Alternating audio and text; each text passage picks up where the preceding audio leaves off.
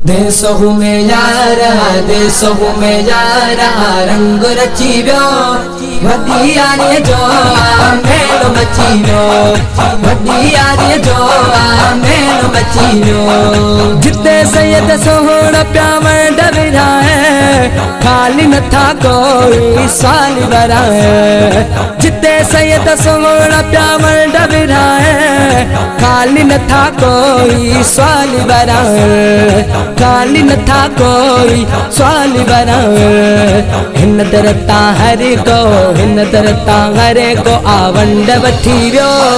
वडिया ने जो मेल मची व्यो देशहु में यारा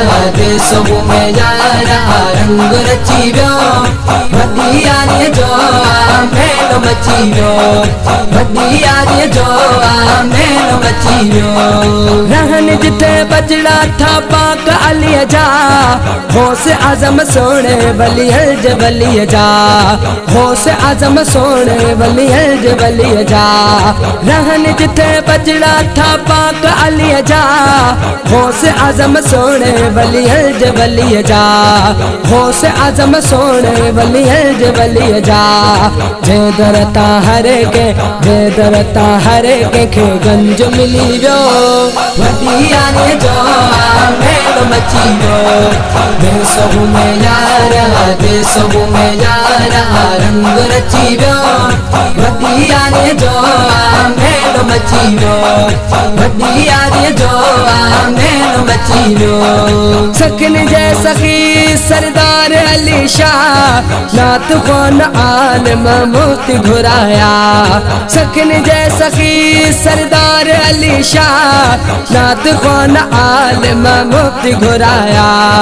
नात खान आलम मुफ्ती घुराया जिते रहे मत जो मीह वसी व्यो वडिया ने जो मेल मची व्यो देशहु में यारा रंग रची व्यो वडिया ने जो मेल मची व्यो वडिया ने जो मेल मची व्यो सभई कादरी फकीर अची व्या भेज दस्तगीर जा नार लगी व्या भेज दस्तगीर जा नार लगी व्या सभई कादरी फकीर अची व्या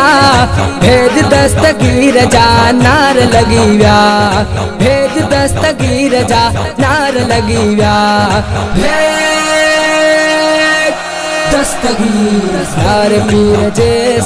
नार पीर जैसा मैदान सजी व्यो वडिया ने जो मेल मची व्यो देशहु में यारा रंग रची व्यो वडिया ने जो मेल मची व्यो वडिया ने जो मेल मची व्यो दादन भट्टी शाल रबो अर्ज वघाए जल्दी दरगाह दे सो घुराए जल्दी दरगाह दे सो घुराए दादन भट्टी शाल रबो अर्ज वघाए जल्दी दरगाह दे सो घुराए जल्दी दरगाह दे सो घुराए दुआ कबूलत जो वक्त अची व्यो वडिया ने जो मेल मची व्यो देशहु में यारा रंग रची व्यो वडिया ने जो मेल मची व्यो वडिया ने जो मेल मची व्यो वडिया ने जो मेल मची व्यो